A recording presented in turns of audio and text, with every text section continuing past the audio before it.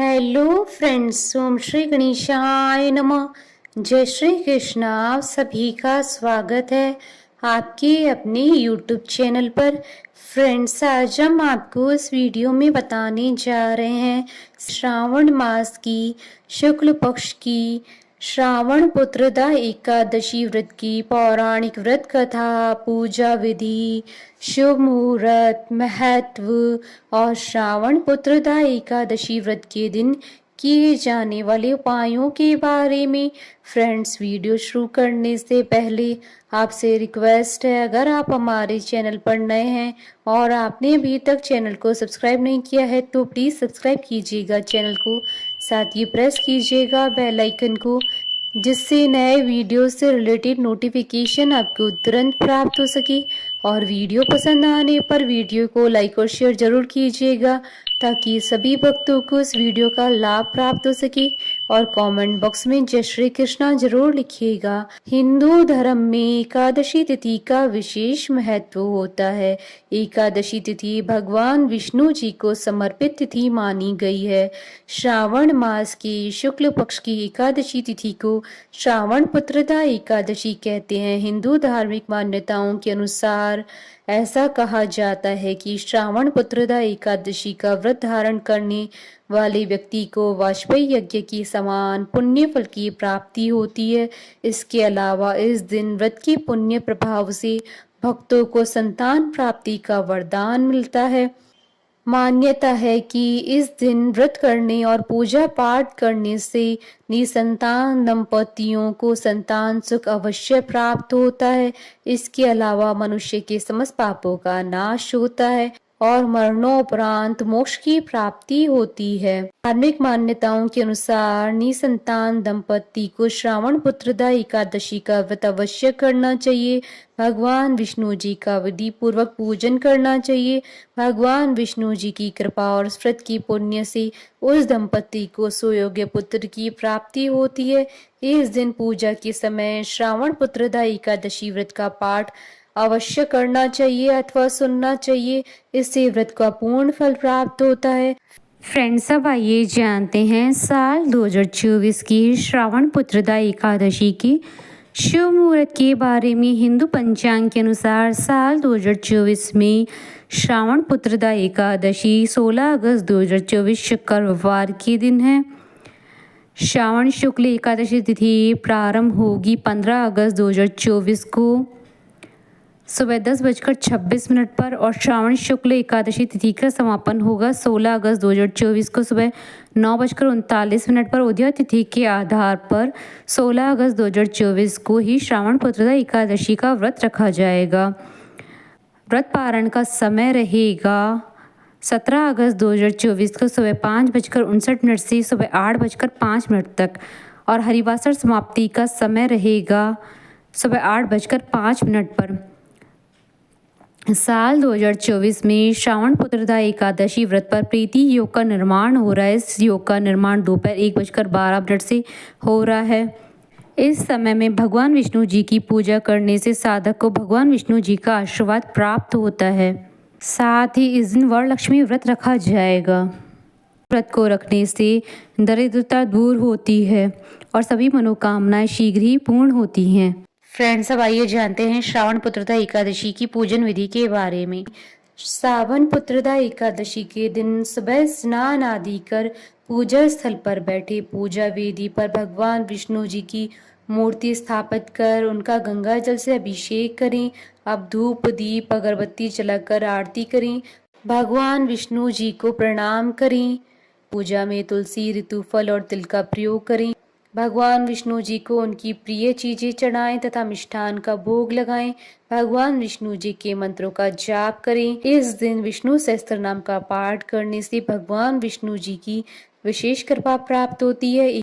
व्रत के दिन निराहार रहें और शाम में पूजा के बाद चाहे तो फल ग्रहण कर सकते हैं। एकादशी के दिन रात्रि जागरण करने का बड़ा महत्व है। जागरण में भजन कीर्तन करें।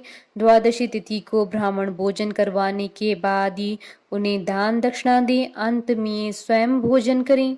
फ्रेंड्स, अब आइए जानते हैं श्रावण पुत्रदा एकादशी के दिन किए जाने वाले उपायों के बारे में। पीपल को कलयुग में भगवान विष्णु जी का रूप माना गया है। अगर आप एकादशी के दिन पीपल की पूजा करें, जल पुष्प अक्षत वगैरह अर्पित करें और दीपक जलाएं तो भगवान बहुत प्रसन्न होते हैं। चूंकि पुत्रदा एकादशी संतान प्राप्ति की इच्छा के लिए की जाती है, ऐसे में इस दिन उपाय करने से संतान के जीवन में आने वाले तमाम कष्टों का निवारण होता है। लड्डू गोपाल भगवान कृष्ण का बाल स्वरूप है। मान्यता है कि यदि पुत्रदा एकादशी के दिन लड्डू गोपाल की पूजा की जाए और उन्हें पंचामृत और तुलसी अर्पित की जाए तो वे प्रसन्न होते हैं और निसंतान दंपति को पुत्र की प्राप्ति होती है। साथ ही पुत्र को यदि कोई समस्या हो तो उसके समाधान हो जाते हैं। अगर संतान पर बीमारी का संकट हो तो पुत्रदा एकादशी के दिन विष्णु मंदिर में अपने सामर्थ्य के अनुसार गेहूं चढ़ाएं और भगवान से संतान की बीमारी को दूर करने की प्रार्थना करें। इसके बाद चढ़ाया हुआ अनाज गरीबों में बांट दें। फ्रेंड्स, अब आइए प्रारंभ करें श्रावण पुत्रदा एकादशी की व्रत कथा। श्री युधिष्ठिर कहने लगे, हे भगवान, श्रावण शुक्ल एकादशी का क्या नाम है? व्रत करने की विधि तथा इसका महात्म्य कृपा करके कहिए। मधुसूदन कहने लगे कि इस एकादशी का नाम पुत्रदा है। अब आप शांति पूर्वक इसकी कथा सुनिए। इसके सुनने मात्र से ही वाजपेयी यज्ञ का फल मिलता है। द्वापर युग के आरंभ में महिष्मति नाम की एक नगरी थी जिसमें महिजीत नाम का एक राजा राज्य करता था, लेकिन पुत्रहीन होने के कारण राजा को राज्य सुखदायक नहीं लगता था। उसका मानना था कि जिसके संतान न हो उसके लिए तो यह लोक और परलोक दोनों ही दुखदायक होते हैं। पुत्र सुख की प्राप्ति के लिए राजा ने अनेक उपाय किए, परंतु राजा को पुत्र की प्राप्ति नहीं हुई।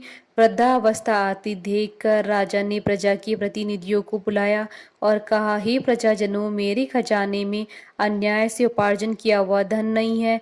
न मैंने कभी देवताओं तथा ब्राह्मणों का धन छीना है, किसी दूसरे की धरोहर भी मैंने नहीं ली है। प्रजा को पुत्र के समान पालता रहा। मैं अपराधियों को पुत्र तथा बांधुओं की तरह दंड देता हूँ। कभी किसी से घृणा नहीं की, सबको समान माना, सज्जनों की पूजा करता हूँ। इस प्रकार धर्म युक्त राज्य करते हुए भी मेरे पुत्र नहीं है, सो मैं अत्यंत दुख पा रहा हूँ। इसका क्या कारण है? राजा महिजीत की इस बात को विचारने के लिए मंत्री तथा प्रजा के प्रतिनिधि वन को गए। वहां बड़े बड़े ऋषि मुनियों के दर्शन किए। राजा की उत्तम कामना की पूर्ति के लिए किसी श्रेष्ठ तपस्वी मुनि को देखते फिरते रहे। एक आश्रम में उन्होंने एक अत्यंत वयोवृद्ध धर्म के ज्ञाता बड़े तपस्वी, परमात्मा में मन लगाए हुए, निरहार, जितेंद्रिय, जितात्मा, जित क्रोध, सनातन धर्म की गूढ़ तत्वों को जानने वाले समस्त शास्त्रों के ज्ञाता महात्मा लोमेश मुनि को देखा, जिनका कल्प के व्यतीत होने पर एक रोम गिरता था। सबने जाकर ऋषि को प्रणाम किया। उन लोगों को देखकर मुनि ने पूछा कि आप लोग किस कारण से आए हैं? निसंदेह मैं आप लोगों का हित करूंगा। मेरा जन्म केवल दूसरों के उपकार के लिए ही हुआ है, इसमें संदेह मत करो। लोमेश ऋषि के ऐसे वचन सुनकर सब लोग बोले, हे महर्षि, आप हमारी बात जानने में ब्रह्मा से भी अधिक समर्थ हैं, अतः आप हमारे इस संदेह को दूर कीजिए। महिष्मतिपुरी का धर्मात्मा राजा महिजीत प्रजा का पुत्र के समान पालन करता है, फिर भी वह पुत्रहीन होने के कारण दुखी है। उन लोगों ने आगे कहा कि हम लोग उनकी प्रजा हैं, अतः उनके दुख से हम भी दुखी हैं।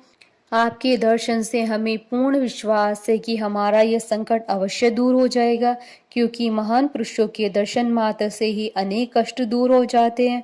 अब आप कृपा करके राजा की पुत्र होने का उपाय बतलाइए। यह सब वार्ता सुनकर ऋषि ने थोड़े देर के लिए नेत्र बंद किए और राजा की पूर्व जन्म का वृतांत जानकर कहने लगी कि यह राजा पूर्व जन्म में एक निर्धन वैश्य था। निर्धन होने के कारण इसने कई बुरे कर्म किए। यह एक गांव से दूसरे गांव में व्यापार करने जाया करता था। एक समय ज्येष्ठ मास की शुक्ल पक्ष की द्वादशी के दिन मध्याह्न के समय वह, जबकि 1-2 दिन से भूखा प्यासा था, एक जलाशय पर जल पीने गया। उसी स्थान पर एक तत्काल ब्याई हुई प्यासी गौ जल पी रही थी। राजा ने उस प्यासी गाय को जल पीते हुए हटा दिया और स्वयं जल पीने लगा, इसलिए राजा को यह दुख सहना पड़ा।